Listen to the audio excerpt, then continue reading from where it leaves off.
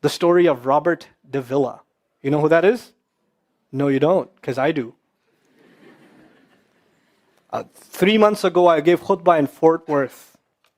I haven't been to that masjid in 4 or 5 years, and they invited me for some reason, and I went.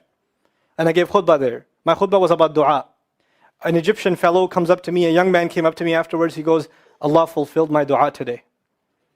And I said, what's your dua? He said, my dua was that Nouman Ali Khan should meet Robert Davila. I was like, are you Robert Davila? He goes, nope, I am not Robert Davila. Robert Davila is my friend. But I think Allah is fulfilling my dua. I was like, fire away, I want to know. Robert Davila is a young man who lives in a town 40 minutes past Fort Worth. He was a farmer, young guy. And he was hit with some sort of genetic disorder that kicked in later on in his life, and he became paralyzed from the neck down. And he lives in a nursing home. Most people in that nursing home are 90 years, 100 years. They're really, really old people. And then there's, his room where he's paralyzed neck down. He's the only 30-something-year-old that is in the nursing home, okay? And he's been in that nursing home for the last 10 years. His family got a computer for him that's voice activated, so he can give voice commands, put a headphone on and Google stuff and search stuff so he can surf the web and find information. In his room, and by the way, staunch Christian family, the minister comes and prays for him every week and things like that. And his best friend was in the bed next to him. One of his best friends. He became best friends because he met him at the nursing home. This person was also paralyzed and he needed a new liver. Okay? A liver transplant. He was waiting for a liver transplant. And they used to talk about, God and things like that all the time. They were good friends. Finally, his best friend got a call that there's a donor available for the liver. So he's so excited. He goes, Robert, I'm going to miss you, but I'm going. I've got a donor. So they take his friend and they go into the operation, and his friend died at the operating table. Now his friend, who's also a Christian, the deceased friend, his sister, took one of the amulets of his friend, a crucifix, and she gave it as a gift to Robert. This is a reminder of your old buddy. So he hung it on the side of his hospital bed.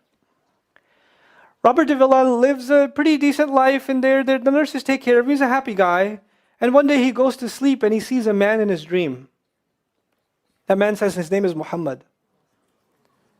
And he says, pointing at the crucifix, God did not send messengers so they would worship the messengers. God sent messengers so you could worship God. And Jesus was just a man. He walked in the markets and he ate food. He walked in the markets and he ate food, and the dream stopped. He only knows that Jesus was just a man. He knows there's a man named Muhammad that said that to him. He said that messengers came so people could worship God and not the messengers. This is all he knows. So he starts Googling Muhammad. He finds Islam. He takes Shahada. When he takes Shahada, he wants to learn about the Quran. So he goes on these chat sessions and finds somebody needs to teach me Quran. He finds a brother in Egypt that he gets together with on Skype to try to learn Arabic. Learn the Arabic alphabet. Once he learned the Arabic alphabet, he learned to recite the Quran. He memorized 10 surahs from his hospital bed. Then he said, I'm beginning to memorize the Quran and I'm beginning to learn about this prophet, but I need to understand the Quran. So he starts Googling how to understand the Quran. And for some reason, he ends up on my videos. And he starts watching my stuff. And he watched almost everything. And then here's the kicker. In the nursing home, there was an Egyptian fellow that used to come in and do some repair work. The Egyptian fellow has his own awesome story. The guy had basically lost faith. He wasn't religious. The nearest masjid to him was 50 miles away. So he didn't really go to Jumu'ah much anymore. But he felt a spiritual void, so he started going to the church just to feel closer to Allah. Raised Muslim. He goes to the church just to feel closer to Allah. He's passing by Robert's room one day and he hears, وَالْعَصْرِ إِنَّ الْإِنسَانَ لَفِي خُسْرٍ. So he walks into his room and says, Robert, what are you listening to? Robert says, nothing. That was me. And the guy says, you're Muslim? He goes, yeah, I became Muslim. And now this friend is in shock. How does Allah guide someone in the middle of Churchtown, USA, in a nursing home, with a crucifix on the side of his bed that he doesn't even have the physical strength to move. And the guy himself says, I want to come back to Allah. So he tells him about his, the friend he found online, Nouman Ali Khan. So the Egyptian fellow starts watching my videos. And then he says, I wish I could meet him one day. And he says, okay, I'll pray for you. And after 5 years, that Egyptian friend shows up at the same masjid that I haven't been to in 4 years. And after Jum'ah says, I think Allah wants to fulfill my friend's dua and my dua. So I said, I think He does. Let's go. So I took a few of us and we went. And we met with Robert.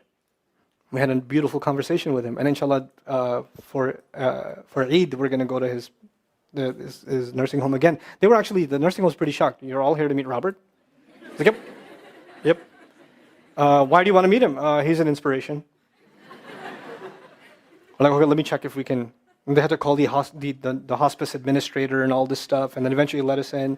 And Robert's in shock. And then I meet with Robert, we're talking, and I was like, hey, Robert, so I heard you memorize some surahs. He says, yeah. Can you recite one for me? So he recited Surah Al-Asr. Not one of us was not crying. We're just in tears. When somebody turns to Allah, don't worry about the means. Guidance will come. Balance will come. I want to tell you some more about Robert because young guys are here. Young guys that play basketball. Young guys that are healthy. Young guys that have ambition.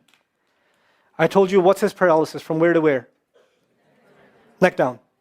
He has a special wheelchair that has to hold pretty much every part of his body in place. He can't just sit in a wheelchair. It holds his neck and it holds every other part of his body in place because he has no control over his limbs. And he has to have a special van where the wheelchair locks in so that if it goes through a bump or whatever, he doesn't, receive the shock. So he made a request. He wants to go to the Friday prayer. They didn't have the special van, so they put him in a regular van. And so he went to the regular van and a few bumps and his spine got even more hurt. He went to Jumu'ah.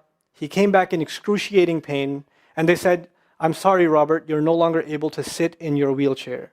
You're going to have to stay in your bed for the next 6 months at least. If you see recovery, then you can get back up again. I met him in that span. He had already been in that bed for 3 months already. And the reason he was in that bed is he went to the Jumu'ah prayer. And he told me about the Jumu'ah prayer. He said, I've never felt more peace in my life than I was in that masjid. And you know what I'm going to do, Brother Nouman? When I can sit in my chair again, I'm going to go to Jumu'ah. I'm going to go to the masjid because I've never felt like that before. There's someone who has nothing but control over his mouth and his eyes. And he says, I only find peace in the masjid. And here we are. These masajid, I don't care what ideology, what school of thought, what they're talking about in the masjid, what fitna is there. I don't care. It's still Allah's house. Just go to pray. Don't go there to talk to people. Go there to talk to Allah. Just go to talk to Allah. You're just going for you and Allah. That's it. That's it. Other things will come, but you're not going for them. You're just going there to find peace. You'll become different people. If Allah can guide Robert Davila, Allah guide everybody. And then he said, sometimes I wonder why Allah put me in this position. And then I say to myself, what am I kidding? Allah has given me so much. I am so grateful for what He gave me. And if this is the way He was going to bring me to Islam, it's all worth it. So worth it. You have Muslims that lose a little bit of health and they say, why is Allah doing this to me? And this man, if you would think, nowadays atheists argue because of suffering, there's no God. If one man has in a position to say, I don't believe in God. If there was a guy, why would I be in this position? It would be Robert Davila. That guy would say, I don't believe in God. If there was one, why would I be in this mess? And yet he's in this position, and I've never seen a face with more nur.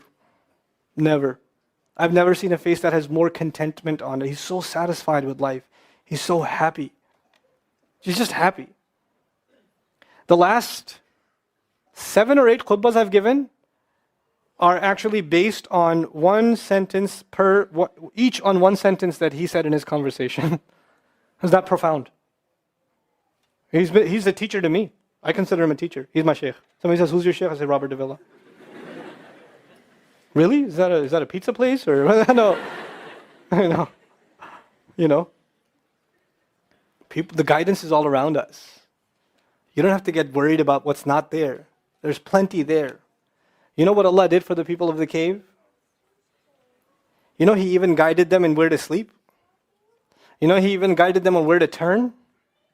As the sun was coming, they'd turn away from it. As the sun came from the other side, they'd turn the other way. Allah will guide you in your sleep when you make dua to Him. He'll even guide you in your sleep. Every toss and turn will be guided by Allah. Can you imagine? We shouldn't be skeptical in Allah's guidance.